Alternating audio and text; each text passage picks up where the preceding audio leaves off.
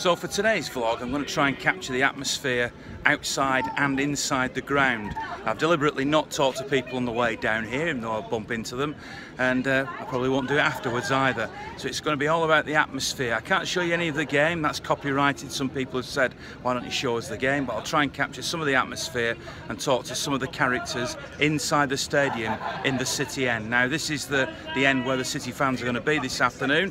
I will be in there amongst them. So let's see first of all what sort of atmosphere it's going to create, what sort of fans have come down, why they're so dedicated, and also what the match is like. Let's take the phone for fuel. Cheers, fella. Thank you.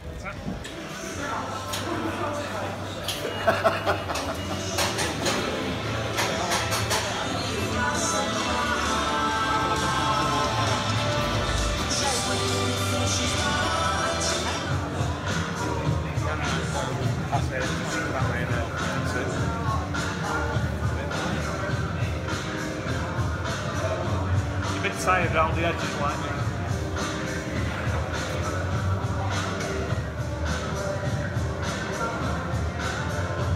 Started in 1974. My dad and my uncle took me to Main Road. Got the bug from there on and carried on ever since, really. I know you're very modest, but it's well over 1,000 games without missing one now, isn't it? If you take the Russian one out of the equation when we were banned from the stadium, yes, that's correct, yeah.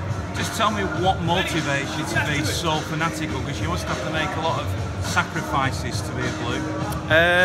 Yeah, I would say that, but I think the attraction of Manchester City is the people and the fans, and as long as we retain that, it's the camaraderie. Travelling to away games, as any fan will tell you, is the highlight, and it's the away games I think that keeps you going. And okay, we're going to Europe now and we go farther afield, but we still retain that camaraderie and just have to have deep pockets, that's it. I gave up best man once and I still beat myself up about it. John Frost, I apologise, but yeah, probably that one where I missed out on a family occasion. Has it been difficult down the years juggling this obsession, because that's the right word, isn't it, with work? Family, yeah, absolutely. I think always round, and then you've got grounds when we weren't allowed in, Millwall, Luton, Man United when we got no allocations. So, but as any football fan will say, they put the barriers in their way, and you just work harder to overcome them, and that's exactly what I've tried to do. Hopefully with a bit of success. 57 now, so first season ticket when I was 14, purchased by myself, working at nights in a supermarket. So what, 40 odd years. Has that always been going away as well? Most of it been going away, yeah. No. So how do you juggle a life in the nicest possible way with going to all these games? I've got a very understanding wife. Yeah, I try and book holidays around midweek games and stuff like that. So this week I'm off for West Brom. I know it's not a lot. I know it's not far away, but I've got a couple of days booked off for when we play Swansea away. So it's just using my holidays from work, and I have like I say, a very understanding wife. I keep saying I'm going to cut down the away games. But I don't. Why do you do it then? I mean, why put yourself through all this hassle, cost? I mean, how much does it cost you down the years? We was talking about that on the way home. Oh, sorry, on the way down here today. I was having a bit of an argument, not a proper argument, with the wife about how much she spends and how much I spend on football. And I was working it out, and all of a sudden I got past what she was spending. Then I went, "What's going in the bin?" That. I don't do anything else, so it's what it is, and you got to spend your money on the boys, haven't you? Come rain or shine, good teams, bad teams.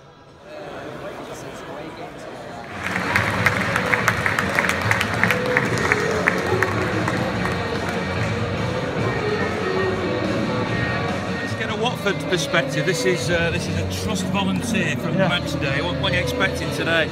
Well, we're expecting today to lose 3-0. Really? Yeah. 3-1, 3-0. No, you won't get one. We will. The only worry is if we go 1-0 up, you'll go on the counter and then we go 2-0 up. And then I woke up out of my cold sweat.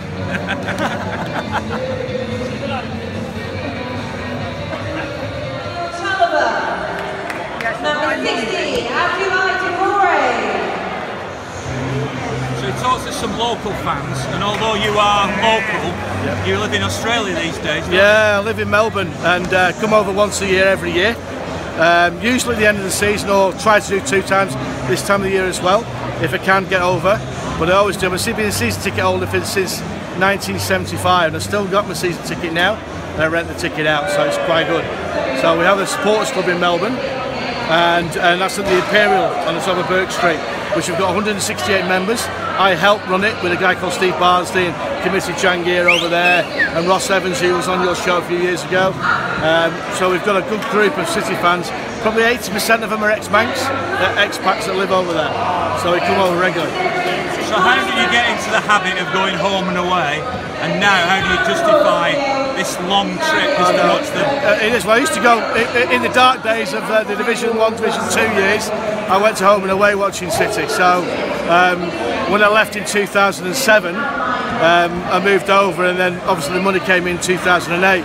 And I was absolutely devastated because my father rang me up and said, "I bet you want to come home now, don't you?" But I've got my father to move over there now, so it makes a difference. It does make a difference that I watch every game home and away, on from TV over there. So. What time of the day are the games on then? Well, at the moment it's 9 hours, so if it's a 3 o'clock game, it's midnight. But when it goes 11 hours, so if it's a 4 o'clock game on a Sunday, it's 3 AM on a Sunday night, Monday morning. So it gets hard for people to go and watch, but to be fair to them, they all go in and watch the games. So they're fanatical.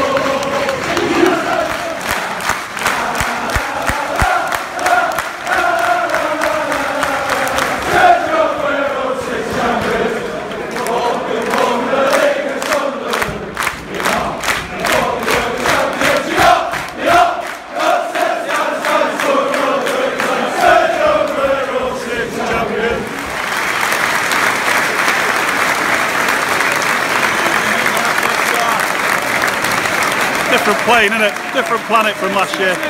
It's incredible. It really is. Anybody stood out for you? To be honest, the fullbacks, they just give us a lot more than we had last year. There was a guy broke down their left, and Walker kept pace with him. Zabaleta would never have done that last year.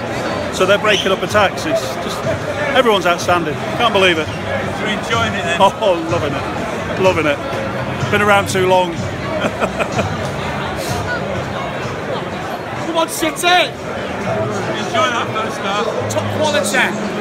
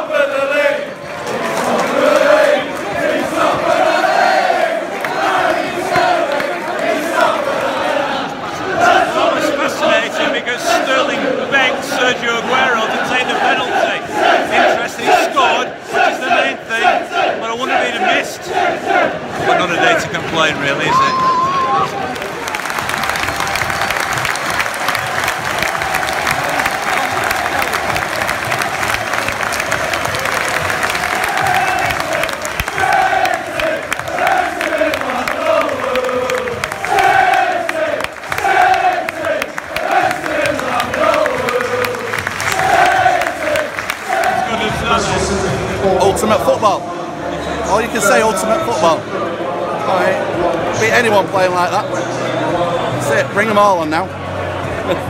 What do you think of it? It was the best game ever. It should have been 7-0 though. You're disappointed it wasn't 7, are you? Yeah. He said 7-0 on the way here. He said 7-0. I said 3. We all went, nah, not 7. 3, yeah. I think you were nearly right, weren't you? Go on, City! Yeah, City! What do you think of it? Tell me what you thought of it. Absolutely fantastic. That league is ours. Hey! Absolutely awesome. We're magic. We just dominated we're magic, that's it. All I can say, brilliant. Have you got a voice, lad? Speechless.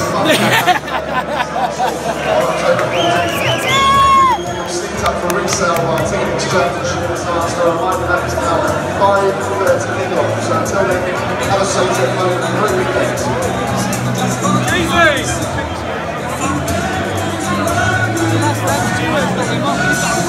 How good was that? That was brilliant. Tell me what you thought of that then.